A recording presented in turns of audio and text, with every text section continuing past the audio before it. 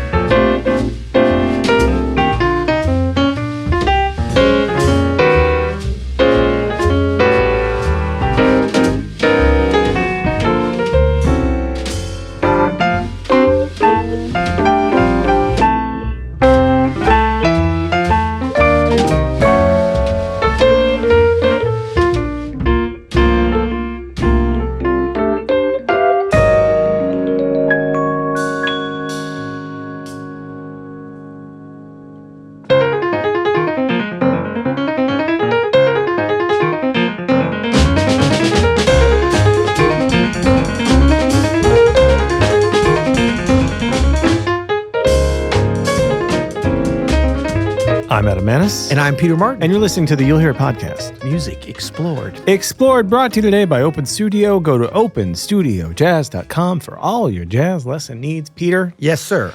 It's a big one today. It's one of the classics. Oh, I'm going to touch it. Touch it. Yes. Put it in your hands. I want to fondle the LP. Well, let's not get... we're talking about Miles Davis's Birth of the Cool. I know, look at that. That is awesome. I don't think it was originally printed on white vinyl. Maybe. But we've got it on the reprint here on white vinyl. So this is a really, really interesting album. Maybe a bit controversial. Yeah. For some. I love this album. I grew up listening to this. I bought the CD at Borders in Sunset Hills in 1997. Nice. And I listened or maybe 98 when they did a reissue. But I listened the hell out of this album. And I've been learning about, I assumed that it was mostly the great Gil Evans, who has done some arranging on it. But there's a whole story to this album that's very, very interesting. And it starts with Miles Davis right across the river here in East St. Louis. So this album was recorded in 1949, late 1949, early 1950. There were 3 different sessions. Miles Davis was 21 years old. He had moved to New York. Yes. He had played with a alto saxophonist by the name of Charlie Parker. I think I'm saying that Charles correctly. Parker. Charlie Junior. Parker. Ever heard of him? So Yeah. Miles succeeded Dizzy Gillespie in Charlie Parker's band in New York, and they quickly started making some of the greatest bebop ever recorded. This is revolutionary. Revolutionary. This is Miles with Charlie Parker, and by the way, John Lewis playing piano, who we'll get back to in a minute. This is Perhaps.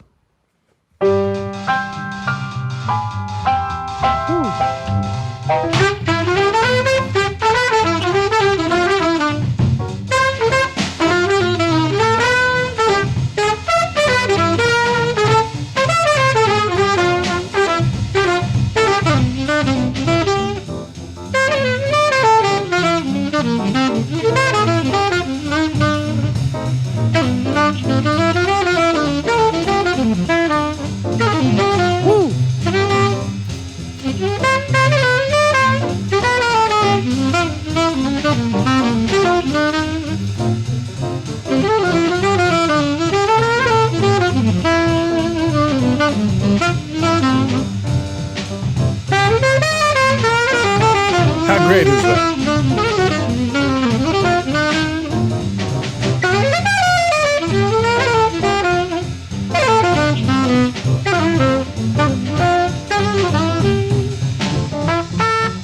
Here's Miles on the trumpet. Yeah.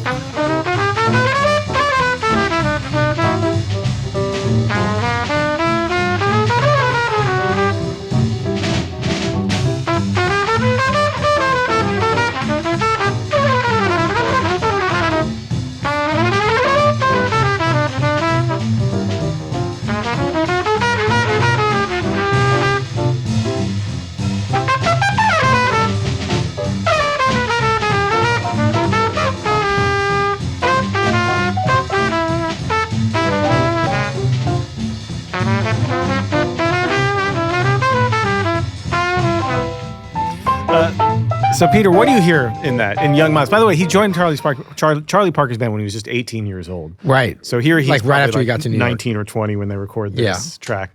But it's an interesting story, Miles, with Charlie Parker, because he quickly kind of became a little frustrated.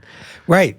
And I mean, the thing is like you already hear, I don't know, I hear Miles's sound, you know, like, of course, we're projecting in the future because we know what he became. Yes. But that the kernel of that, or maybe even more than just the kernel of that, is already there. That warm tone, you know, the idea. I mean, it's definitely swinging, and it's also like more harmonically adventurous than I think a lot of people realize. Not all this stuff that they recorded then, and I mean, it was so. There was some haphazard recording going on, and then there was some really clean type sessions that like you can hear on this track. So it's definitely variable.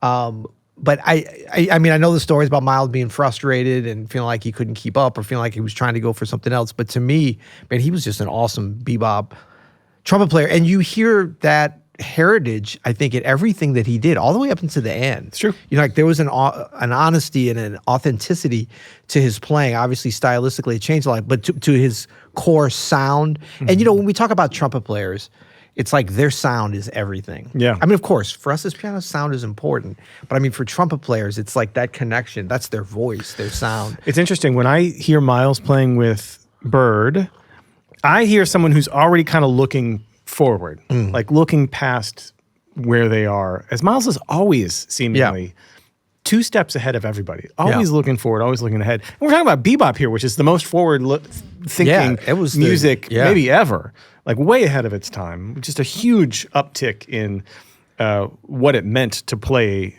to improvise. Yeah. And I already hear in that solo, Miles doing some stuff that would like kind of foreshadow where he's going to go in the future. Yeah. So, yeah, I hear all that. Miles, he gets a little frustrated playing with Bird. He quits Charlie Parker's band in 1948. But that was a pretty long run, right? Yeah, When he was did start? like 3 or 4 years, 3.5 years maybe. Yeah. So he had kind of befriended an arranger named Gil Evans by this point in 1948. And Gil Evans had an apartment on 55th Street, right up from 52nd Street, where all the jazz clubs were. And Miles and a bunch of other musicians started hanging out at Gil Evans' apartment. Now, Gil Evans was arranging for a pianist and band leader named Claude Thornhill. Right. And a lot also of known as Roger Thornhill. No, that's Cary from North Grant. by Northwest. Claude Thornhill. His brother. Had this impressionistic style big band. And a lot of the players from that Claude Thornhill, one of the incarnations of the Claude Thornhill band, would go on to become the Miles Davis nonet, would be on these Birth of the Cool sessions that we're about to listen to. So this is sort of early Gil Evans arranging for Claude Thornhill's orchestra. This is Buster's Last Stand. Check this out, and you're going to hear some, again, more foreshadowing, some forward thinking.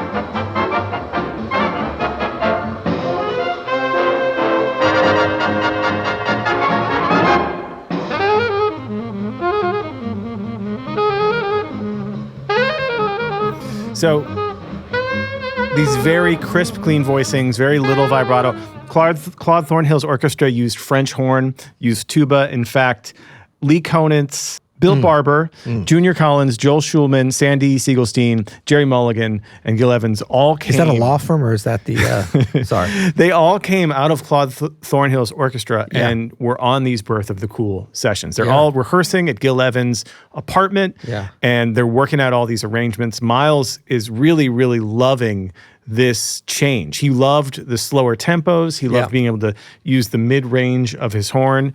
And I think Miles, always the contrarian, is like, let's do something different. Yeah. Right? Like we're 4 years in. Yeah, like, exactly. To Bebop. Like he's already excited to change it up, which we're gonna see Miles do every step of the way in his career. He goes there about was never a period 4 or 5 years. Yeah.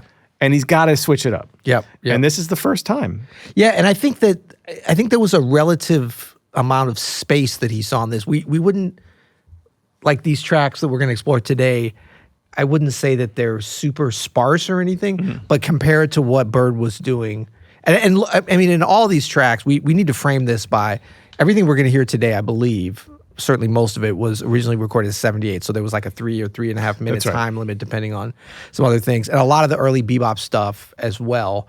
So there's always that compression that were kind of the technological parameters that they were dealing with. But I mean, in terms of like the tempos, the mid register, and like the space, like later on, Miles would really come to be a master of that, both in his playing and the way he would set up his bands, the way the arrangements would be set up, his choice of compositions, even in the stuff that was more dense for him. Yeah, it was very spacious, and so I think you're feeling the beginnings of him really like enjoying sitting in that. That's exactly right, and sitting in those like impressionistic tonalities. Yes, that Gerry Mulligan and Claude Thornhill and Gil Evans were arranging in Claude Thornhill's orchestra. So you're absolutely right that these were originally released as singles on 78s. So the album Birth of the Cool didn't come out until 1957, a full 8 years after these sessions were recorded. Yeah. They came out, I think there was like 6 tracks eventually had come out as singles along the way, but there was nothing that was like capturing all 11. So the Birth of the Cool album comes out in 1957 and it becomes influential. Yes. 8 years later. Yeah. It's really, really incredible. I mean, it is like... Because that was like, he had done all his records for Prestige. Yeah, He's about to start with Columbia if he hadn't already. He's past this. He's already gone into a whole other thing. Yeah. But it's kind of like is a seminal like West Coast jazz, even though it was recorded all, from New York musicians. Yeah. It sparks this whole influence that happens, which is really, really cool. So here's the first track on the album. This is Move. This is... Denzel Best. Yeah. This was a John Lewis arranger. So there's 3 arrangers. Well, there's 4 arrangers total, but 3 main arrangers.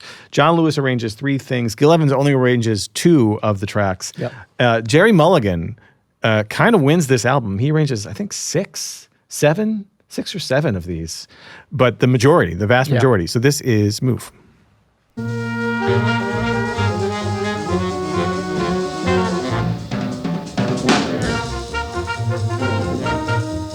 Hear that tuba? Yeah.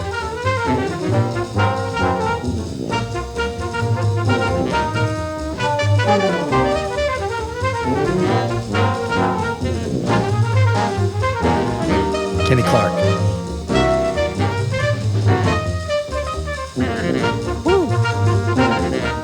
Baby did it all.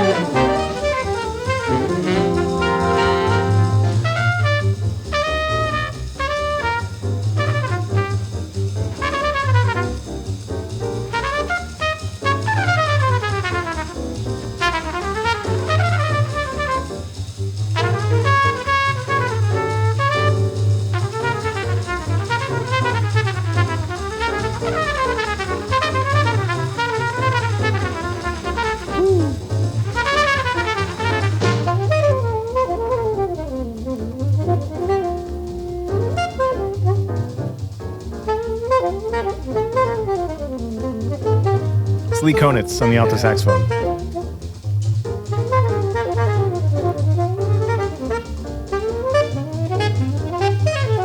Great solos throughout this whole album. Yeah.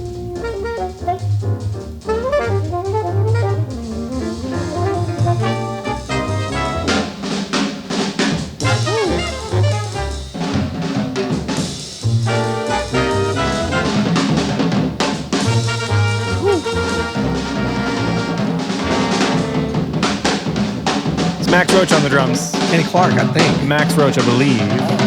No? Max Roach, you're right. I'm sorry. Max Roach on the drums.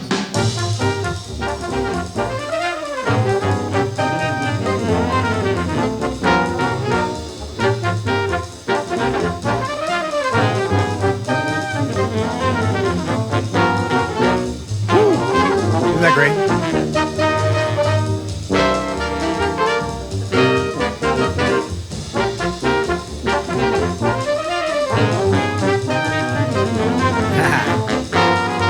French horn and the tuba playing those lines.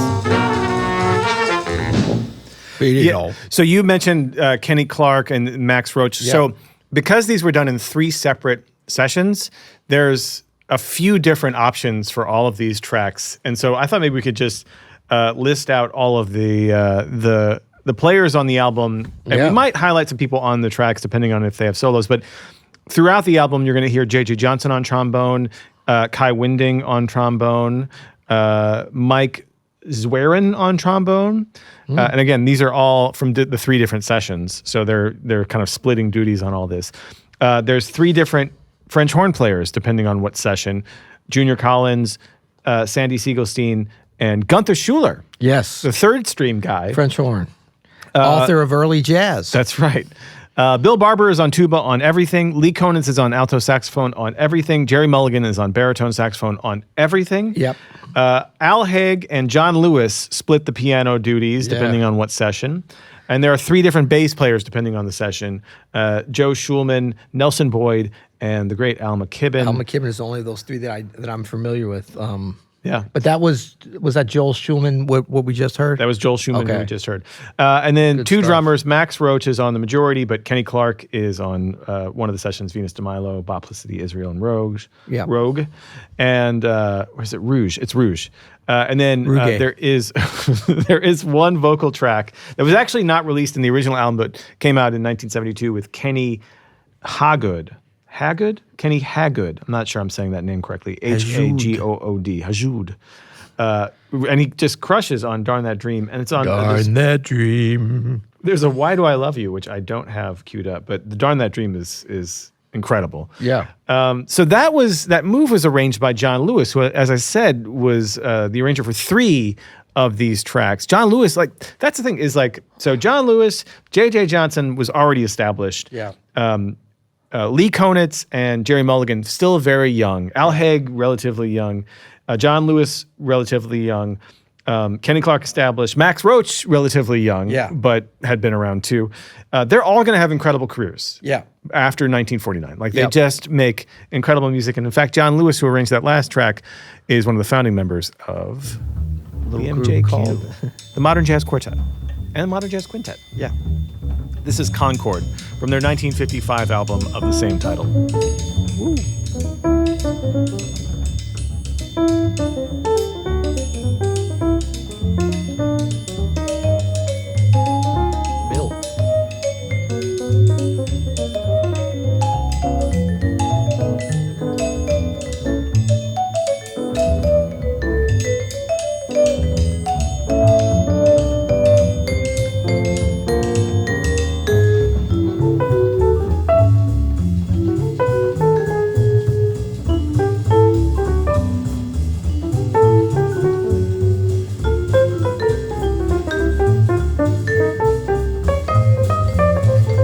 John Lewis with the Modern Jazz Quartet. This is cool on this. Gerry Mulligan does the liner notes on the original album. Oh, cool. And he's talking about all the different people that would come to the 55th Street apartment to Gil Evans' place during this period. He said John Lewis, our resident classicist. Classicist, Yeah. Awesome. Yeah. So, Gil Evans was kind of the older brother. He's 35, and all these guys are in their 20s. Yeah.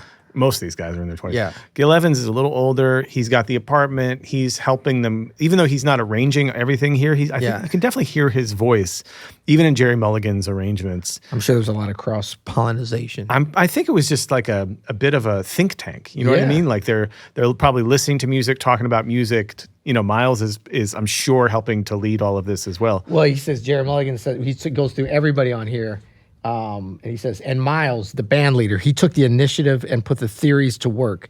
He called the rehearsals, hired the halls, called the players, and generally cracked the whip. That's a 21-year-old. Yeah. That's a 21-year-old musician who is already taking control of his career. Yeah. And this would be a theme in Miles's life, his musical life, for the rest of his life. Yep.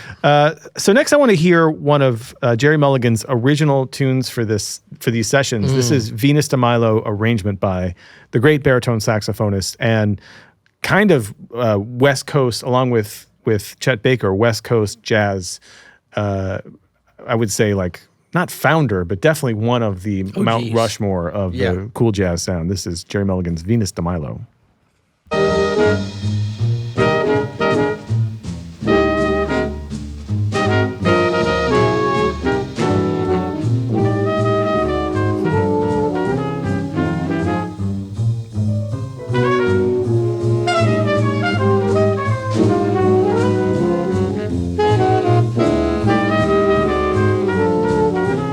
What I love about this album, Peter, is that all these melodies, they show up in the language.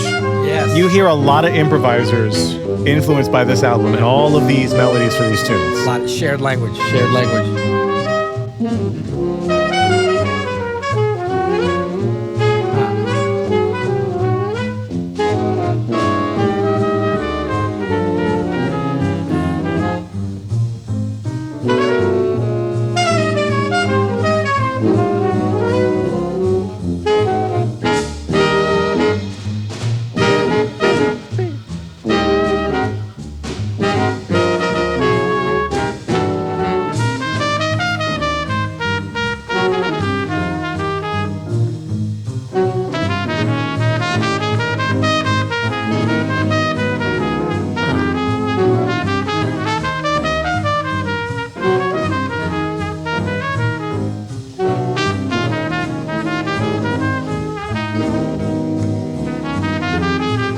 I want to give a shout out to Bill Barber on the tuba. We talked in the Marvin Gaye What's Going On episode last week. We talked about how adding the bass to your string section, like one stringed bass, even if you have a bass guitar, adds this fullness to your string parts.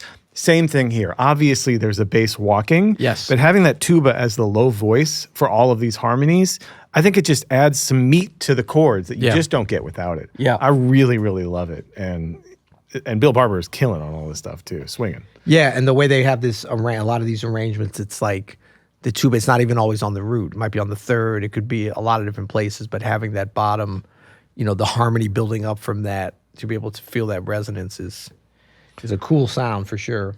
So we mentioned Birth of the cool sound. Birth of the cool sound. We mentioned Gerry Mulligan was the composer of the last track, Venus de Milo. Yeah. So he would go on to really solidify that West Coast jazz sound along with Chet Baker. This is Gerry Mulligan and Chet Baker a couple of years later on a tune called Bernie's Tune.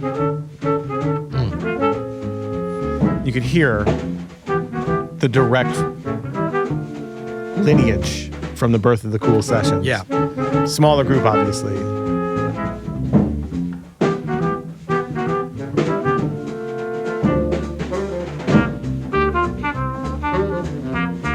Just super relaxed swing.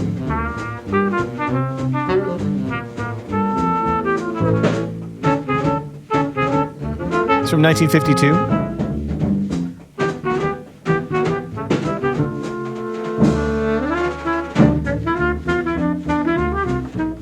So again, we're not in the bebop realm with that, right? Yeah. That's a whole new thing that's being developed. Definitely coming out of these Birth of the Cool sessions. Like you can just hear all of that influence.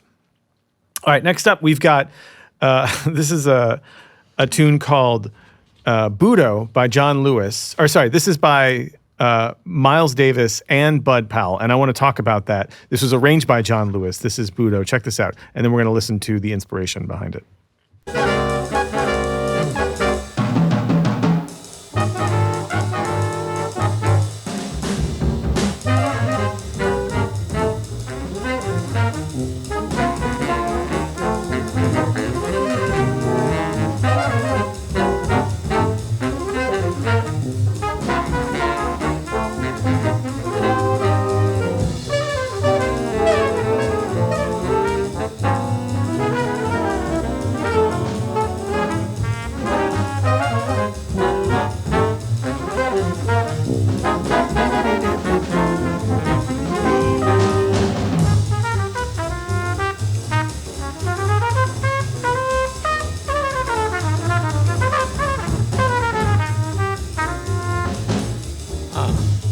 Max's snare, so influential, man.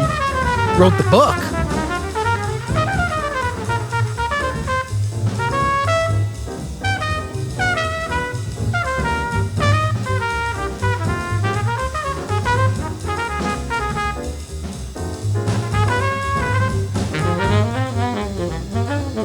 Man, you had to keep those solos concise. You got No extra choruses. yeah, you got maybe 3 minutes total. Al Haig on piano.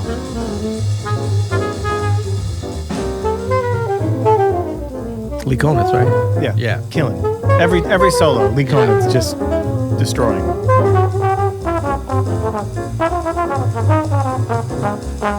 Kay Winding.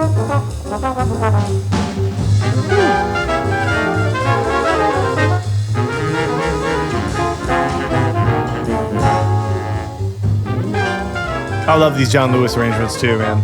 Yeah. Every arranger has this like a little bit different style. Yeah.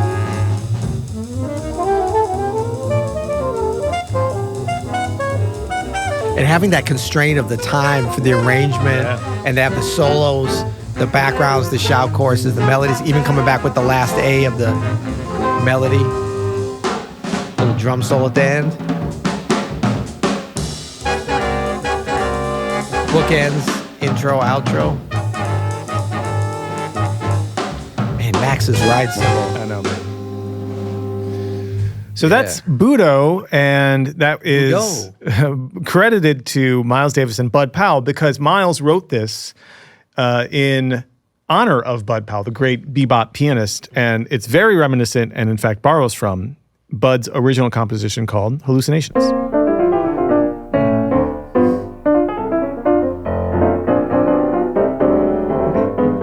Right there.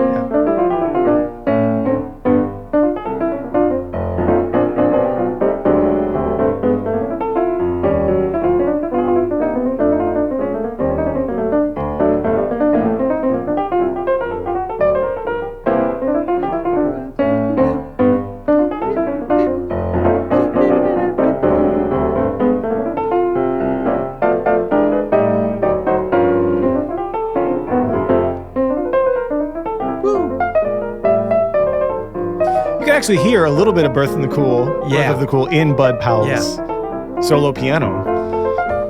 You can hear some influence. Yeah.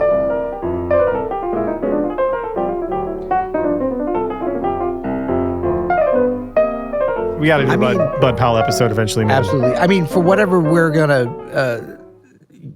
whatever can be surmised from Birth of the Cool is a little bit of a Miles Davis reaction or counterbalance to bebop. I would say it's very much, there's so much bebop in this. So much bebop in it. The feel, and it's not just like, Max Roach, Al Haig, J.J. John. I mean, you look at the names, you got Kenny bebop Clark. players in here. You got, but I mean, the language, it just shows how strong and revolutionary that bebop and like how quickly it came in and just like permeated. And then you have these different offshoots like this Cool, the West Coast, the Gil Evans and Miles Davis, things that they're going to be doing later on, Live at Carnegie, Sketches of Spain, of course, Porgy and Bess, but it's all infused with the bebop language. Miles is playing, even when, and that's what I'm saying, to the authenticity of it, like that's his OG language, right? That's that original language. It's like we think, oh no, but Charlie Parker and Dizzy, well, Dizzy was different because like he lived so much longer than any of them. Than Charlie Parker. But I'm like, Charlie Parker, had he lived beyond 34, 35 or whatever he was. Yeah. Clifford Brown, I know. didn't make it to 25, I don't think. I know. So it's like, they're almost like frozen in time where Miles had this longer career and trajectory, as did Dizzy, of course. It's a great point about sort Gerry of the Mulligan, speed too. of the language taking over the music. Because there was nothing like this in 1939. Yeah. Like 10 years earlier. And there had already been this sort of bebop revolution that happened in that mid-40s by Charlie Parker and Dizzy Gillespie. Yeah. And now these younger musicians, Miles Davis, are taking it into something new. Like they're already starting to spin it into some offshoots, into these little whirlpools off of the main channel. You know what I mean? It's very, very cool to see. Yeah. How you feeling I'm good. Let's be real. This isn't your favorite Wait, Miles whoa. Davis. I'm sorry. There's a dart with an accusation No. flying my way. But I know this isn't one of your records. You know what it is? We both have albums that influence us, and I know that you weren't around this one, and so it's all kind of new. And you're like, yeah, it's good. No, but you know what's important? I mean, I've heard all this stuff. It's been a while, but you're right. Like, I think that it's a beautiful thing, though. Like when you talked about when you first got the record, like some of these records. I mean, I think there's some in the jazz world that are just so transcendent that no matter when you encounter them, they're going to have an impact. But even that, like even things that we think of like this, I'll be amazed sometimes I'm talking to somebody about A Love Supreme or something. I'm like, how could that record not just hit you here? Yeah. No matter when you encounter it. Some people are like, it's okay. I didn't really check it. I think it matters when you encounter it. It does. Yeah. It does. And like that's and how you encounter it. How you encounter it, like what you've heard before, that kind of what it is you're working on if you're a musician or if you're a listener, sometimes those first impressions, I mean, they're always important, right? Yeah. But what does that lead to? Like, what rabbit hole does that lead you down next, you know? Yeah. I mean, for me, you know, I'm 17 or 18 years old when I first discovered this album, and it was just a name that someone had recommended. You should check this out. Yeah. And I really didn't know much about the history. I mean, I think I might have read the liner notes once, but I just liked the sounds. I had no idea. I thought it just came out in 1957. I didn't really think about when it was recorded. But what did you know about 1957? I didn't really know anything. It could have been 1857. All of these things were, at that time, I was just learning about. So they're just all these names and dates and things that are getting thrown at you.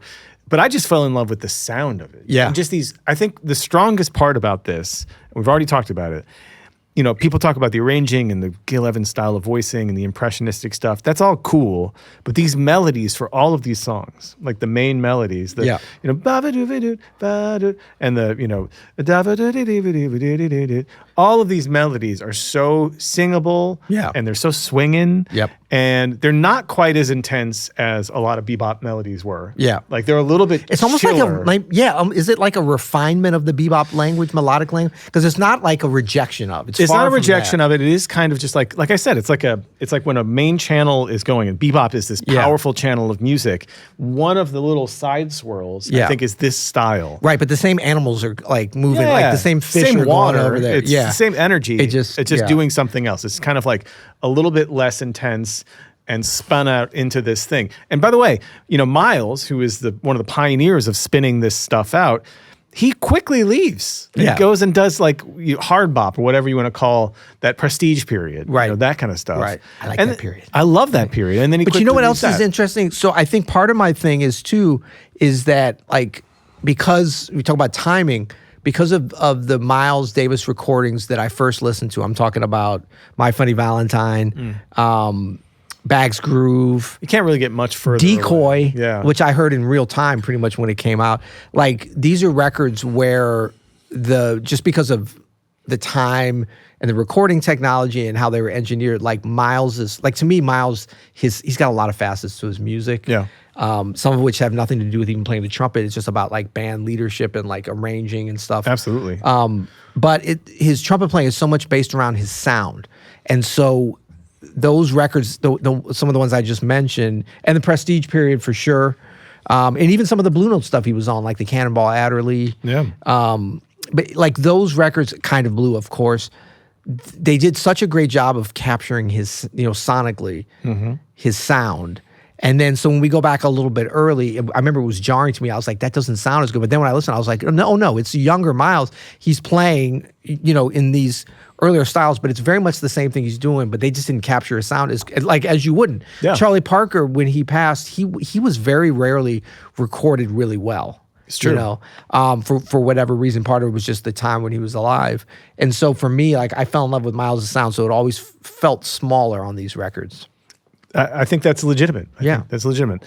And again, if you didn't sort of have this early on, I could see where it's just like, it's not quite as good as like the My Funny Valentine, or the sound is not there. And that's like Miles. I mean, Miles was a little bit of a late bloomer, I think, in terms of like hitting his, like, because on those records, you know, I don't know. There's so many different ways to look at it. His playing's great on here. I don't know that he's the best soloist on this record. Like when you hear Lee Konitz. Lee Konitz is kind of when you hear this. even the little short Max Roach and like what Max is doing to drive the time. And Miles sounds good. There's a lot of albums that Miles made throughout his career where you're like, is he the best soloist on I know, this? it's true. Train kind of steals some stuff from, obviously. That's Johnny Coltrane.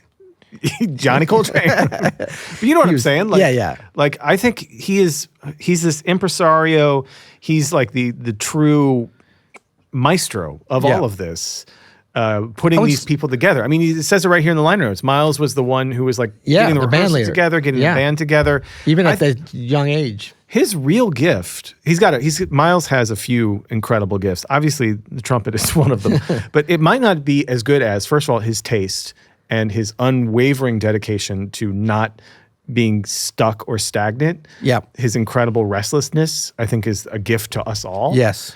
And then his leadership abilities. Yeah. Like was always, even now, he's 21 years old. He's already a leader. The courage to like say, yeah, I want to push back against Charlie Parker. Yeah. And what he's doing. I want to do something different than that. Yeah. That takes someone who really knows themselves and is very, very confident about their abilities and what they see as their contribution to art. And he had that throughout his entire career, was never precious about the thing he was working on, was always looking towards like the feeling of what it was, the feeling of new, that feeling, we just talked about the feeling of discovery. Yeah. That is Miles Davis. Yeah. And he brought this music and this sound and much of this band to the bebop territory on 52nd Street, Yeah. Right around, not when the record came out, but earlier, like when they were recording this stuff. And that was a big deal because it was kind of like you're bringing something cooler than bebop potentially. And there's a great quote that I think it was Count Basie, like, I don't know if it was like the Royal Roost or one of those clubs there. And, that was like a big deal on 52nd Street. Like that was a nightclub district. And I think Miles's band was like kind of opening or like the what do you call it? Not like Count Basie was the headliner or whatever, but he's presenting a lot of this new kind of sound. And somebody asked Count Basie, "What'd you think of it?" And he's like, "Yeah, some of the slow stuff was kind of weird, but it's kind of cool." All right, you got the thumbs up. Yeah. Well, let's kick off side 2 of the original album. This is a tune by George Wallington, arranged by Gerry Mulligan. This is called Godchild.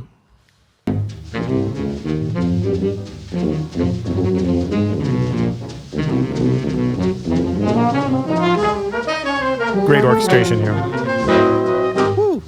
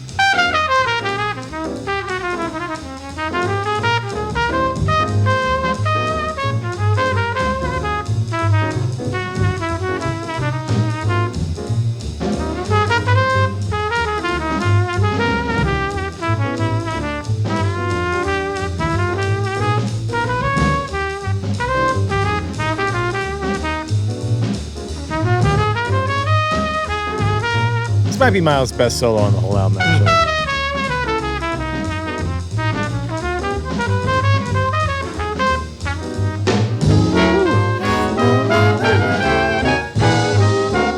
So good.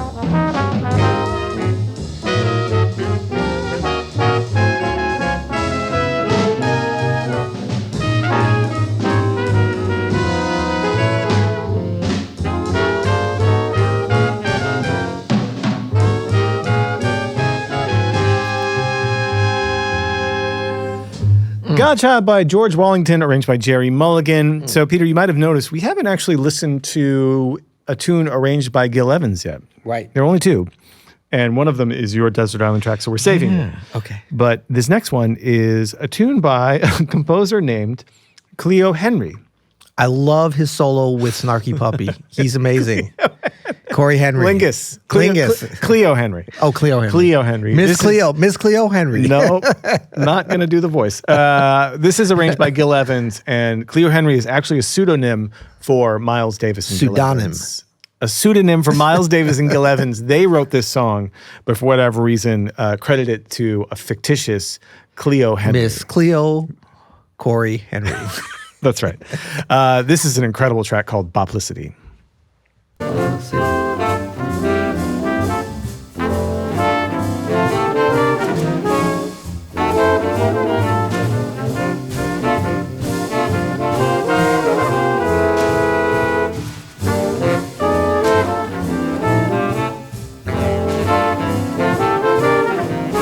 Those close or open voicings? Sir. Clopen voices. Os voices.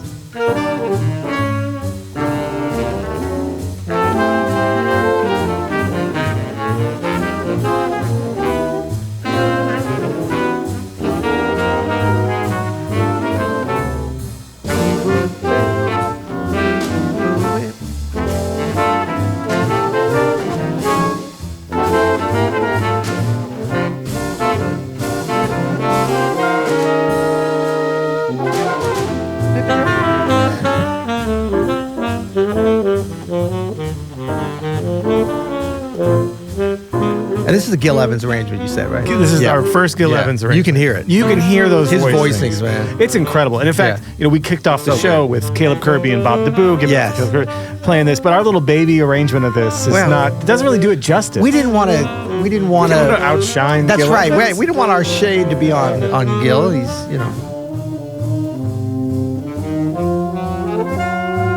It was crazy, man. I met Gil Evans. I met Gerry Mulligan. Sure. I saw him play. I played on the same festival. I mean, like, I'm so privileged to have a little bit of connection with this generation of, I'm old AF. Miles In the Davis, grand scheme of things, it wasn't that long ago. Yeah. It seems like it was, but it really wasn't.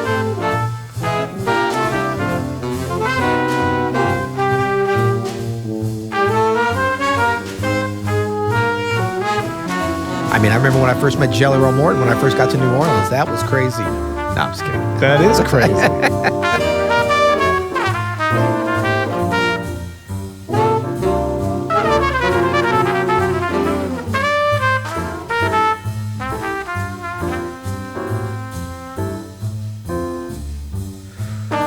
Yeah, Big Spiderbeck used to teach driver's ed in my high school. Nice. When he went on the road. No, he was on the road.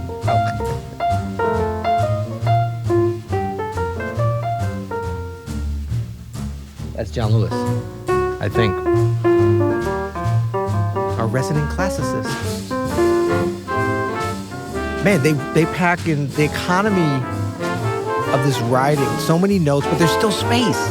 And it's all within 3 minutes. It's crazy. How long is this track? We're at 2:52 right now. Oh, man. You know what? Why do we record 11-minute jazz songs now? And why? I mean, sometimes I know, man. This is very sometimes it's listenable. warranted, but like this is great stuff, man. It really is great stuff. Like it's not that you can't go longer than that, and of course we have the artistic license to do that. But what we should be doing at least, we do, 3 minute. We do. Track, yeah. So this album and this collaboration between Miles and Gil Evans wouldn't be the last time these two would work together. Famously, Right. They would make some of the great music of the 1950s and early 60s. Some of the biggest jazz records of all time. The same year they released this compilation of these singles that were recorded in 49 and 50, Birth of the Cool, 1957. Yeah. An album came out featuring what was called like Miles Davis plus 19 with Gil Evans, called Miles Ahead. Man, it's such a great record. The Duke from Miles Ahead. Oh, thank you.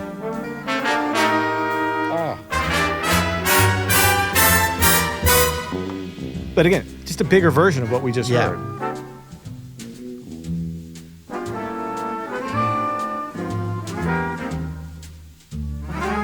This is stereo too, I think. Yeah.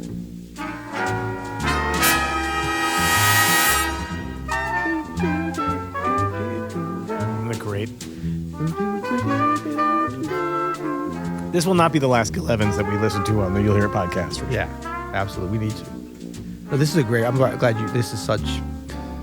When the recording technology between 1949 and 1957 was huge. That's the drums, the bass, Okay, I'm shallow. I like good sound. Yeah, sorry. Sue you. Sue me.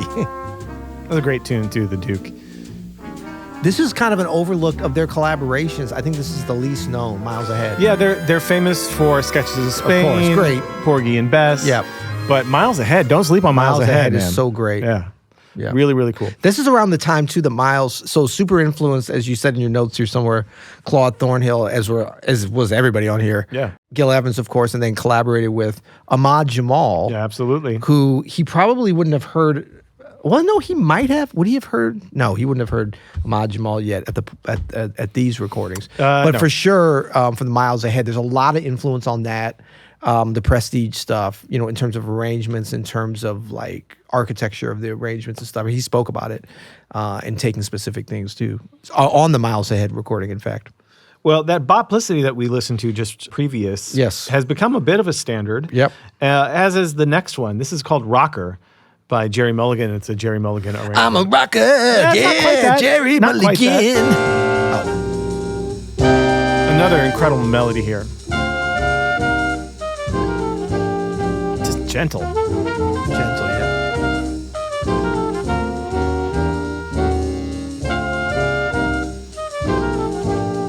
And Gerry Mulligan's arranging throughout this whole album is really sweet. Really sweet arranging. He's known as the Marvin Gaye of the baritone saxophone, Is that right? Yeah. Yeah? By who? Me. Okay, good. Tall drink of water, both of them? That's right. 2 tall drinks of water.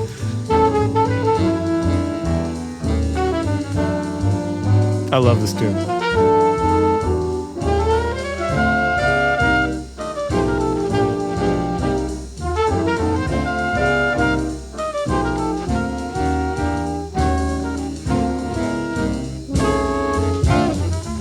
Incredible melody there. So I just want to say one thing. This is so cool to have the liner notes from Gerry Mulligan, what he's saying about the different players here. Max Roach, genius. I can't say enough about his playing with the band. His melodic approach to my charts was a revelation to me. He was fantastic and for me, the perfect drummer for the band. No small statement in view of the fact that Miles brought in Art Blakey and Kenny Clark on the later dates. Yeah, I mean, newsflash. Max Roach was a genius. Yeah.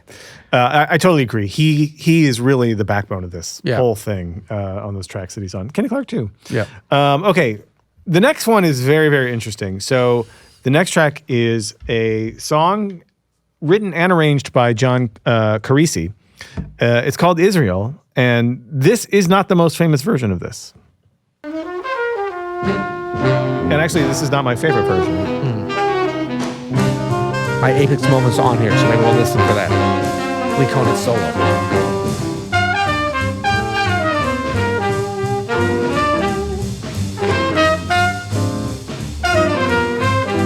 Kenny Clark.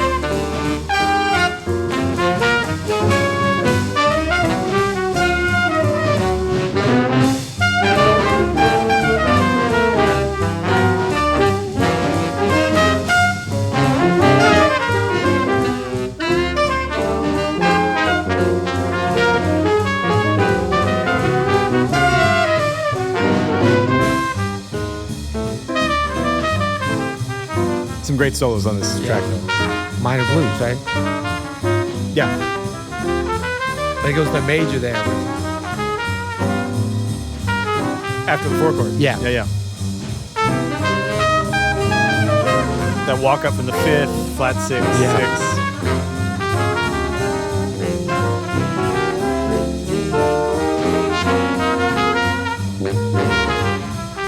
Oh, the last one is major also.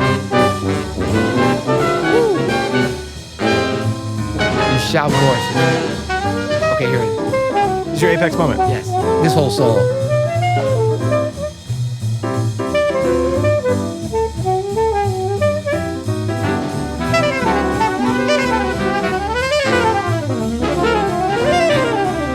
Crazy. Yeah.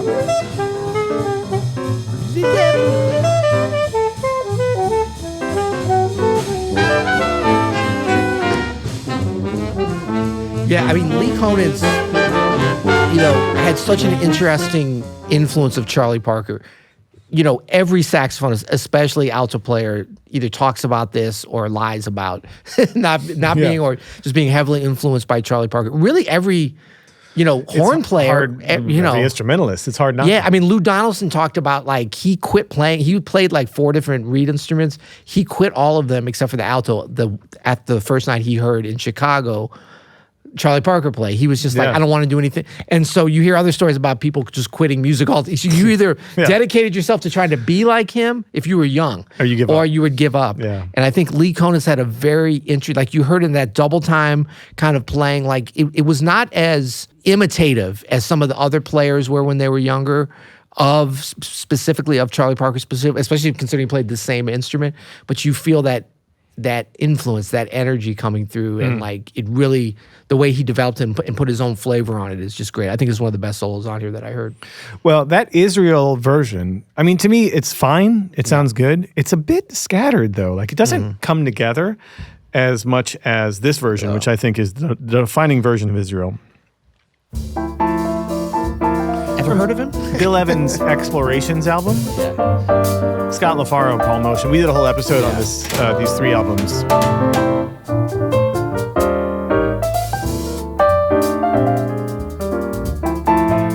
Bill Evans obviously would go on to work with Miles Davis in the late 50s and was probably very much influenced by this album. Yeah.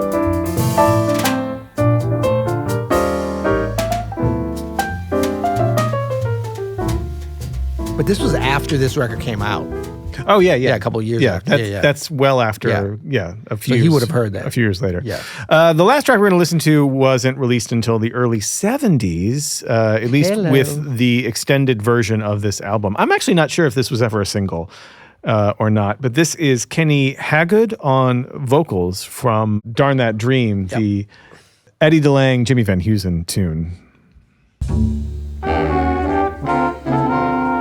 This is actually great. Darn that dream I dream each night. You say it's not as romantic as Got a Match from the Electric Band. It's pretty nice. But when I awake, your This could have been in that Good Night, Good Luck play we saw a couple weeks ago. Could have been. Would have fitted nicely. Could have been. That dream. Just drop that band on the ground. What's up, George? Darn your lips. GC! Darn your eyes. They lift me high above the starry sky. It's a big range. Get it, Kenny, get it. Then I tumble out of paradise. Busy arrangement behind Arrangement by Gerry Mulligan on this one. That dream. Darn this one track mind of mine. He's going for it, man. He's in it. It can't understand Give it to that women. you don't care. Just to change the mood I'm in, I'd welcome a nice old nightmare. Darn that dream and bless it too. Without that dream, I It's a hard tune to never sing. would have Absolutely gorgeous, though. But it haunts me and it won't come true. Oh, darn that dream.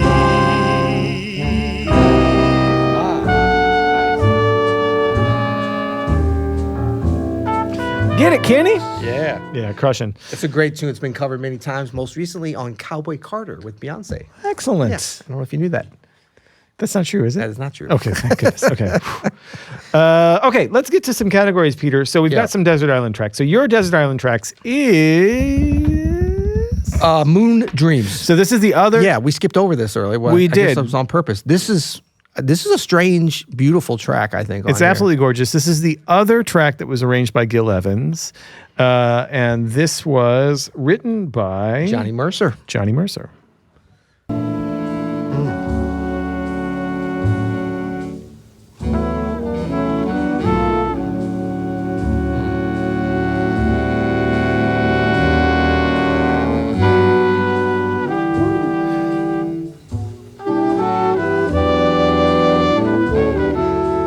You know what I love about this track, actually? Which is going to sound weird. First of all, it's weird that you picked it, but it's weird that I'm going to say this. Yeah. There's no piano. No piano. And this is like the most forward-looking to me to what Miles and Gil Evans would do together. We don't need a piano. No. And I love John Lewis. I love Al Haig. Some of Duke Ellington's greatest arrangements have no piano on it. I played them. They didn't need to be playing. They could have done some arranging. I love the John Lewis arrangements, but when you have this thick of a texture, Yes, no, exactly. let the horns have it. What are you going to be like? No. We're not being paid by the note.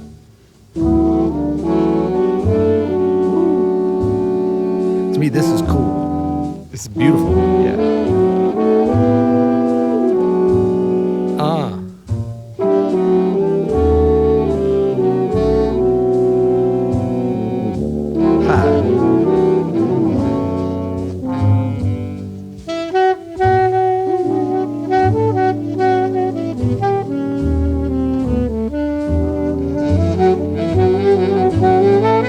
I love it. It goes through that solo right to that line.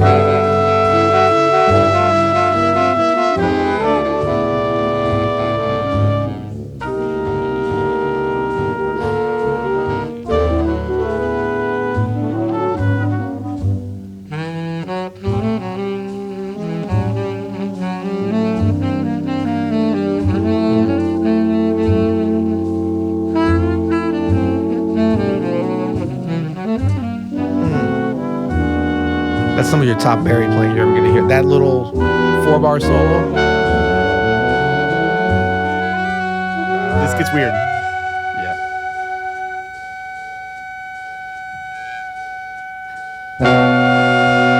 Third string.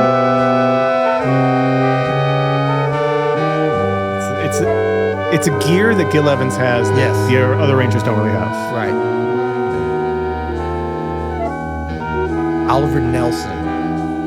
That's Great- he's great got take. that. He's got that kind of gear Great too. take. You know. Ooh, that's a good record for us to cover. Both those, the two, the pair. Yep. French horn. Yep. That might be Gunther Schuller. That's a great pick, Peter.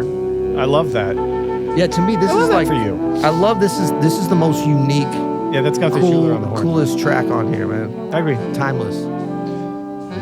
No shade on the rest. I'm just saying this one really. I'd be happy on the desert island with that. Yeah. I think it's a great desert island track. There's a lot. Especially aren't desert islands often quite parching? Parching. Yeah, but kind of warm. Yeah. So this would be very cool. Very cool. I mean, for 3 minutes and 20 seconds, there's a lot to sink your teeth in there. What you got for your desert island track? Mine is a Gerry Mulligan original called Jeru. And, you know, again, I thought it was Jeru. It could be Jeru. I don't know. Jeru? Jeru. Jeru. It's J. Cole. It's J. Cole. J. Cole. No, this is Gerry Mulligan original. Jeru. And that's what I Jeru. said. No, you said Jeru. Jeru. Jeru.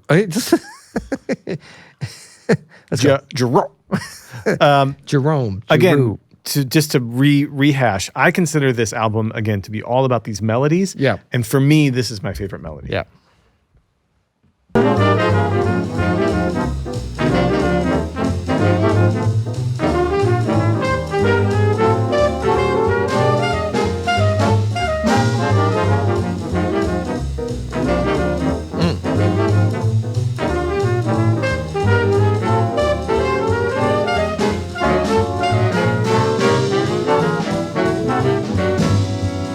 I love that turn there.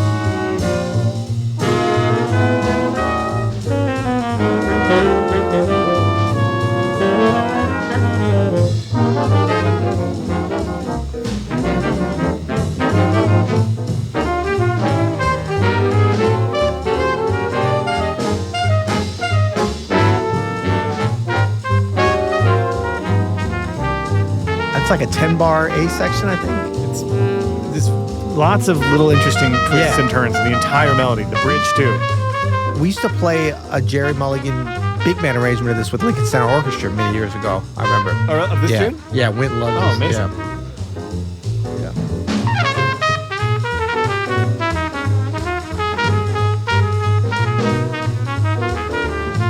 Actually, went and kind of wiped the floor with this tune, as I recall now. Really? Yeah. He crushed this? Yeah. Not surprised. Yeah.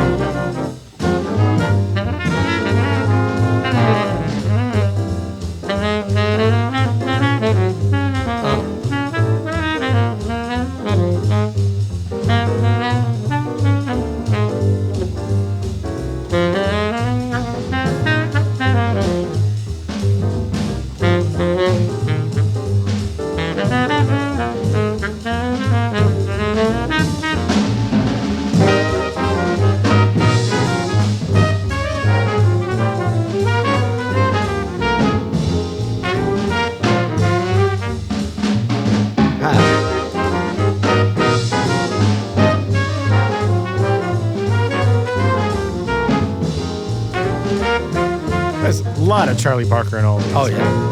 Language. Bridge is incredible.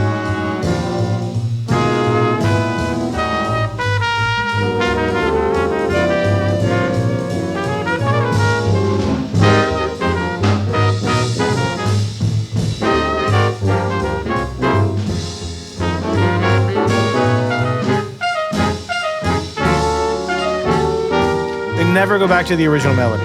Right. That's right. They never go back.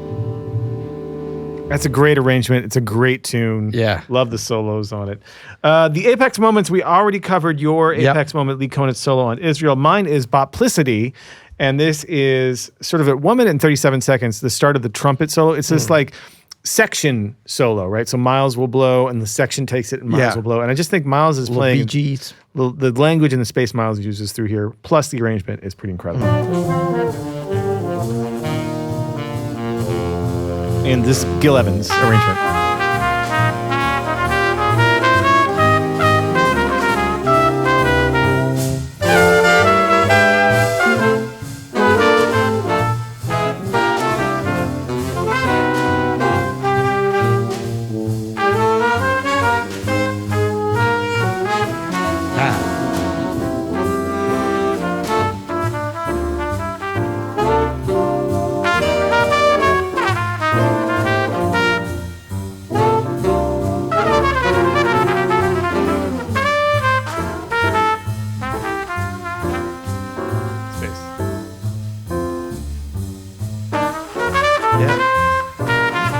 Known for that, even as a young lad. Little foreshadowing, I think. Absolutely. You didn't hear that much space with him playing with Charlie Parker, and I No. think this is his opportunity to really start messing with that. Yeah, kind that of was a stuff. lot of space for A this lot of period. space for this period. I mean, when you got a track that's like 3 minutes long, Yeah. to have like 10 seconds of space. That was like 5% of the tune right there. Right, yeah. I mean, I think the other interesting thing on that, I love that going back and forth soloing and then that kind of solo-y stuff. And then Miles was playing, like, Gil was in Evans the had him section. written Yeah. into that as well, which I love. Very cool. Yeah.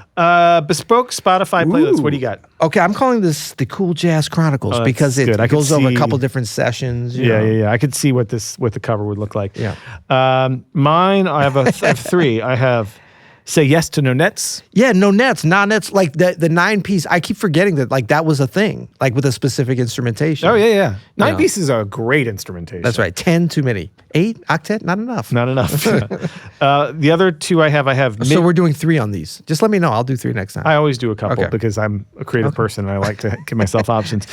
Mid-bop masterpieces. So Mid-bop, not post-bop, not No, hard bop, not not hard bebop. bop. Mid-bop is what we're calling this. You know what I could call this? I like that, but soft bop. Soft bop, like soft rock. Right, like smooth bop. Smooth It's like bop. smooth jazz. This is kind of smooth bop. I think we just invented a whole Smooth bop. genre. That's going to be my bespoke Spotify playlist. My last bespoke Spotify playlist is Cool. Oh, well, that is so innovative. Look at him. He's covering his face out of it, Bear. You should. I'm a little embarrassed by that one. Up next, what other albums pair with this? What do you got? Well, so I was thinking about like the bebop influences on this, and is this a smoother or cooler kind of bebop? And then I didn't even check the date, but I have the feeling that Jazz and Massey Hall is like right after this or around the same time. Interesting. Which is, of course, Dizzy Gillespie, Charles Mingus. And it's a complete LP. I think that's a good with call, live actually. concert. Dizzy Gillespie. I said that. I have the Mingus. Clifford Brown Max Roach album. Ooh, The first great one. call. Yeah, because That's I like do- 54 or 53, 54 maybe. Yeah. But because I think it is also, again, one of those Yeah. tributaries of Charlie Absolutely. Parker, right? A different one from this. A different from but, this. yeah. But who's the connector? Max Bird. Roach. Oh, Max Roach, yeah. 3, 2, 1, Max Bird. Roach. No, but it is off of that Bebop Yeah. main channel, and like, Birth of the Cool spins out this way, and that Clifford Brown sound spins out Because this Clifford way. is much more like in the vernacular of Yeah. the bebop. Different. But it is different. Yeah, it's its own kind of coolness. For sure. But it's pushing more than this. And it's different. And yes, Max Roach is the Yeah, he's the connector connector. on this album, on that Yeah. album.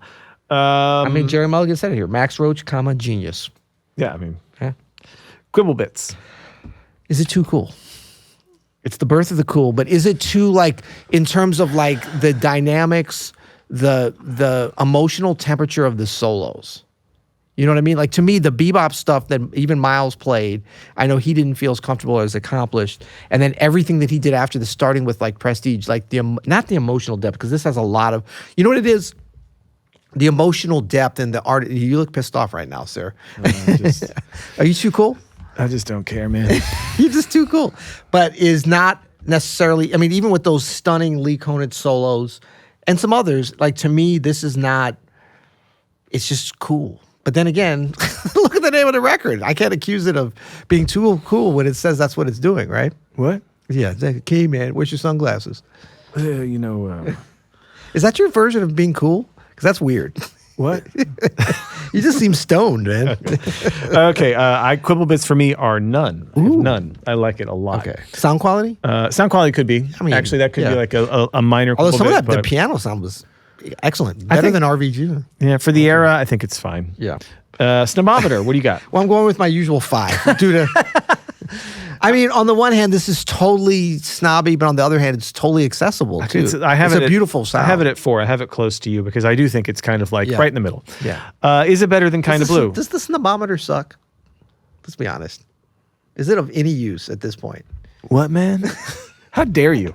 How dare you You talk need a about our? cool-o-meter. How dare you talk about our legendary snobometer like that? Snobometer. You know how much research and development went into the snobometer. I always think of like snot and snotometer or something. Caleb and Andy were back in the back room on the desk, like soldering things to that. Oh, it's totally an analog like Oh, meter. 100%. It's like a Mr. Potato Head. It runs on snobbiness. gerbils, Right. And We actually have Ethan Iverson running on a treadmill back there, powering the snobometer. just- He trades off with Aunt Linda. Aunt Linda and Ethan Iverson just take shifts. Would Ethan Iverson and Aunt Linda have anything? They have nothing in common. I'd like to see them out at dinner. That's not true. Actually, They'd have nothing to talk about. They are both from the Midwest. Well, that's true. Yeah. But they would have no musical aspirations. I don't know. I would bet that Ethan Iverson has because he seems to have really great taste in everything. I would bet he would have some good taste in some hymns, and Aunt Linda loves some hymns. Okay. So Well, there you I go. would bet they have that in common. But I don't know. I don't want to speak Yeah. for Ethan Iverson. Is it better than KOB? No. No. Okay. Accoutrements. Well, I album put cover. 8, but now that I'm looking at it more, So first of all, the title. Can we all agree the title "Birth of the Cool"? That's Yeah. a great title for an album. exactly. That's what pushed it over the edge for me. And I do like, I don't know if these are the original colors or not, but the typography, the fonts, like the red, Miles again, it's kind of like we're talking about Marvin Gaye. Like he never doesn't look later good. on. What? He wasn't photographed as well later on What are you talking about? when he was older. Tutu? What are you talking about? That's good. Tutu's good. Yeah. But I don't know. Like it's really good. I put it at an 8, but I'm actually thinking more like a 7 just because like this picture on the back. You I don't know, it's good. You got a Gerry Mulligan liner notes from the. That's true. I'm gonna stay at 8. I'm gonna stay at 8 because the liner notes are great. I have 9. Okay. Thank you so much, Peter. This was a blast, and thank you for watching. We do like to read some comments. I might read one of these. Is that okay? People. Yeah. So these are from Spotify. Why don't you go ahead and this is from our Stevie Wonder episode from Spotify. Okay. Wisco says, "I've been devouring these episodes. I absolutely love them. Your love and passion for music really shines through when you guys nerd out. These are the exact type of conversations I love to have with my friends, and I really, really connect with the way you guys communicate." Thank you, Wisco. Nikolai says, I started listening to the pod 2 years ago. When I found it randomly, it has gotten better. I found you, sir. It has gotten better and better with each episode. You guys bring so much knowledge and fun and games to the music, and I really appreciate it. I'm a guitar player, and I love watching you guys play music and talk. It is like hanging out with my buddies, and I just love it. This is the best music podcast. I really don't know a better one. Honest, keep it up. Nikolai, that's really sweet of you to say. Again, leave a comment on Spotify. Leave it on, you can leave a rating and review on Apple Podcasts. And if you're watching on YouTube, leave a comment on YouTube.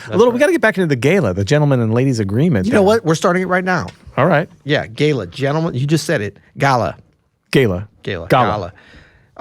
Gentlemen and ladies agreement. And what this means is like you've made it to this part. Like you're a very special person that's made it. Even you made it, because sometimes you leave. I just can't take the smell around here. But if you made it this far, what this means, you're a very special group of people. We've delivered. Like I can tell you, from now to the end, there's nothing good coming. Well, so if you're still coming, you already got. You know, some people are like wait till the end for number 10. Now it's all over. Ain't nothing behind us. Ain't nothing good at this point. But what that also means is we've given unst to you. So you might think, wow, what a beautiful. Sorry, given what to them? Given unst to them. Oh, is that some kind of old English? Something you catch on a ship? What is that? I told you there's nothing good from the rest of it. All right. But the idea that you're thinking, oh, I got off scot-free, a free podcast. I don't have to do shizit. And you've already given us this beautiful episode. No, because you, by being still encountered upon us. They're all gone now, Peter. Well, let's just talk to each other then. You have unbeknownst to you, you have agreed to the gentleman and ladies agreement. You have participated this far, so it's like one of those things where you walk in and there's like a sign saying legally. So what does that mean? What do they have to do? That's a great question. I don't know. You don't know? Has it been that long? It's been a while. We give you the podcast. You give us a rating or review. Oh, that's a perfect agreement. Yeah, that's what it is. I think that's a great deal. That's all you have to do. Yeah. It takes you a couple minutes. That's right. Leave a rating and review. This takes us hours. It feels like hours. Give us a follow or a subscribe. See, now you're getting greedy. No, that's part of the gala. Okay. Leave a comment. Any of these things are part of it. But when you leave a comment, put gala in there. G-A-L-A. Yeah, G-A-L-A. Because then we know you made it to the end. And until next time. You'll hear it.